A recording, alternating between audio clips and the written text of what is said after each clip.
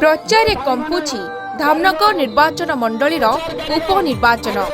धामनगर निर्वाचन मंडली अधीन Dhamnagar block 31 panchayat, Dhamnagar NAC 11 ward सह तिहिडी ब्लॉक 13 पंचायत एवं प्रचारे कंपुची।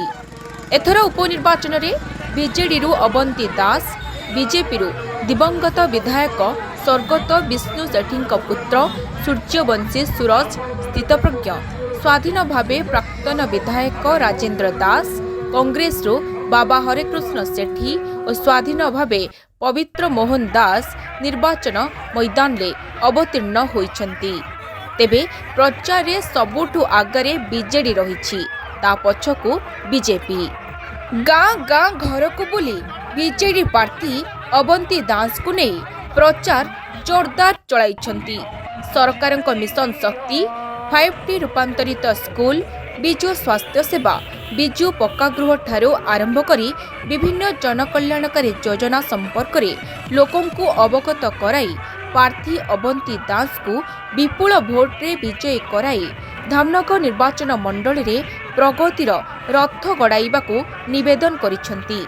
राज्य बीजेडी सांगठनिक संपादक तथा जाजपुर विधायक प्रणव प्रकाश दास प्रत्यक्ष तत्वावधान जिला पर्यवेक्षक विधायक प्रणव बलवंत राय, मंत्री प्रीतिरंजन घड़ई, मंत्री प्रमीला मल्लिक, मंत्री रणेन्द्र प्रताप स्वाई, वरिष्ठ विधायक प्रफुल्ल सामल, भद्रक विधायक संजीव मल्लिक, बड़चना विधायक अमर शतपथी, चांदबाली विधायक ब्योमकेश राय, वासुदेवपुर विधायक विष्णुवर्त राउतराय, बोरी विधायक सुनंदा दास, सिमुलिया विधायक ज्योति रंजन प्राणीग्राही, सोर विधायक परशुराम धड़ा, भद्रक सांसद मंजुलता मंडल, सांसद तथा सिने स्टार मुन्ना खां, सांसद सुलता देव, अभिनेत्री सोफिया आलाम, प्राक्तन विधायक मुक्तिकांत मंडल, राज्य बीजेडी प्रवक्ता अमित मल्लिक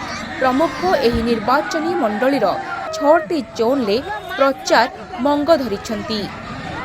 बीजेडी बृहत मार्जिन रे विजयी हेबाकू आशा रखिछि। धामनगर विधानसभा उपनिर्वाचन लगी बीजेपी प्रार्थी सूर्यवंशी लगी भी राज्य बीजेपी सभापति समीर महांती, केंद्र मंत्री धर्मेंद्र प्रधान, सांसद प्रताप षडंगी प्रमुख अनेक वरिष्ठ नेता डेरा पकाई बीजेपी सपक्ष भोट मागुछंती। सबु अंक भूल हेबो, धामनगर आसन बीजेडी नेबो बोली नेता और कर्मी दृढ़ आशावादी। भद्रकरू अनिता दास का रिपोर्ट, बीयूजे न्यूज।